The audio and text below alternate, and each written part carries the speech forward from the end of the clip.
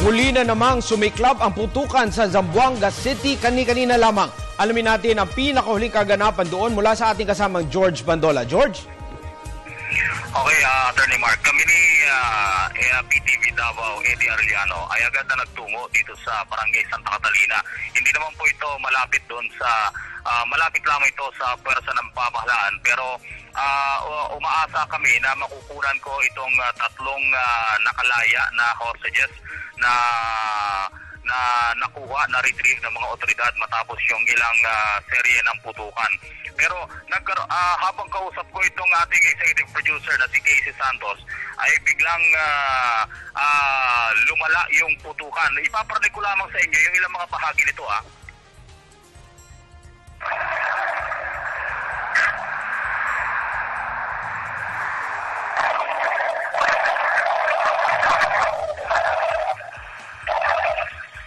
Ang aking natatanaw ay 2 metro lamang ang layo ko doon sa mismong pwersa ng pamahalaan. Hanggang sa bigla na lamang na habang nagkakaroon ng putukan sa aking kaliwa, ay bigla may nalaglag na mortar o hindi natin ang paniwala mo, malaki rin ang paniniwala namin na galing ito sa kabilang kampo sa grupo nitong si Malik. At ang tinamaan ng mortar na ito na bumagsak ay ang mismong group ng International Red Cross na nasa likurang bahagi ko lamang. Halos 10 metro lamang ang layo sa akin, pero kay Eddie Arellano ay halos 5 metro lang din ang layo. At tinitingnan ko rin at sinusubukan kong gamitin yung camera, kitang-kita ko na matapos yung paghawi ng kulay itim na usok na mortar ay 6 hanggang 8 miyembro ng International Red Cross ang malubhang nasugatan. Meron pang isang miyembro ng AFP ang nakaranas din ng sugat doon sa kanyang panang bahagi. Hanggang sa kung na ito po yung kaguluhan na at mula doon sa aming kinatatayuan ay talaga nga namang nagtakbuhan kaming mga miyembro ng media. Nagtakbuhan kami ng halos 100 metro ang layo mula doon sa aming original na kinatatayuan dahil nawari na namin na walang pinipili talaga itong mga balang ito at bilang panig ay siguradong napag-aralan na nila kung saan nakatayo ang karamihan o maaaring po pwede nilang maging casualty dito po sa kanilang isinusulong na hindi mo alam kung idealismo o hindi. Anyway, ang karamihan sa ating mga kaibigang media, Attorney Mark, ay patuloy pa rin nag-aantabay bagamat kumagat na nga ang dilim dito. Pero kasabay ng pagkagat ng dilim, hindi pa rin maapula at lalo pang lumalaki ang 3 magkakahiwalay na sunog sa Barangay Santa Catalina at hindi rin makapasok ang mga miyembro ng pagawad ng pamatay sunog.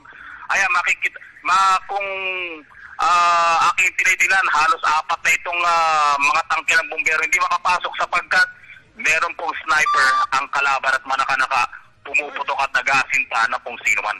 George. So yan ang, yes, Attorney Mark. Ang ating kawani ng Philippine Red Cross ba lugar pa rin o nag-pull out na silang lahat? Actually, may mga ilang naiwan pa. Meron pa ako nakitang naiwan, ayaw pa interview. 3 sila, tinamaan ng mga shrapnel, pero nandito pa rin sila. Yung karamihan sa mga tinamaan, I believe, nasa 4, merong isang malaking katawan na sigurado kung makikita nyo rin ang video nito eventually, ay itinakbo sa pinakamalapit na ospital. Meron pa rin dito miyembro ng International Red Cross at meron ding dumating pa na mga karagdagang miyembro ng medical team.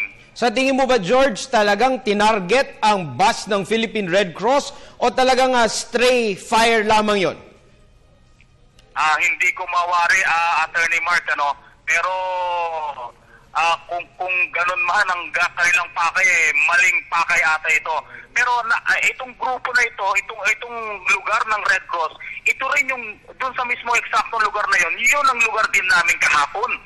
At naniniwala rin kami na itong grupo ng third party, itong medical group, itong media group, ang nais patamaan itong mortar na ito. At kung sakasakali man ay ewan ko lamang, pero sa ngayon masasabi ko nagtagumpay at injuries lamang yung tinamunong kanina. Wala ko naman nakitang medyo fatally wounded, pero ganun pa man, delikado yung sitwasyon, lalong tumataas ang tensyon, at marahil ito na yung kasunod ng direktiba ng Pangulo na talagang i-enforce sila ang kami ng batas para doon sa mga hindi tumataliba sa itinatakda ng framework agreement. Huling katanungan, George, ano ang naging direktiba ng AFP matapos itong insidenteng ito para sa ating mga kawani ng media at ng iba pang volunteer organizations na tumutulong sanang matulungan ang mga injured at yung mga nabaril? Actually, ang immediate directive ng AFP, kung sino man yung official na agad na sumaklolo sa amin, talagang pinaalis kami doon sa lugar. At talagang sa pilitan, talagang kailangan namin umalis. Whereas, actually, bago naman niya sabihin yun, talagang nagtakbuhan na kami palayo. Pero tingin nila mas malapit pa ito at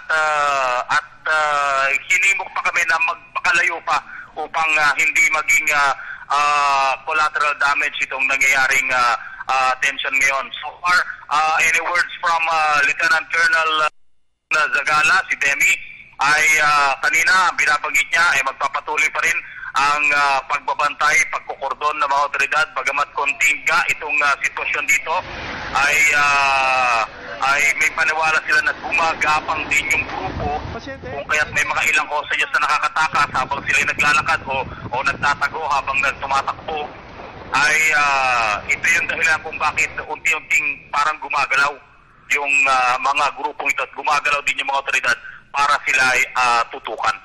Maraming salamat kasamang George Bandola. Mag-ingat kayo dyan, George.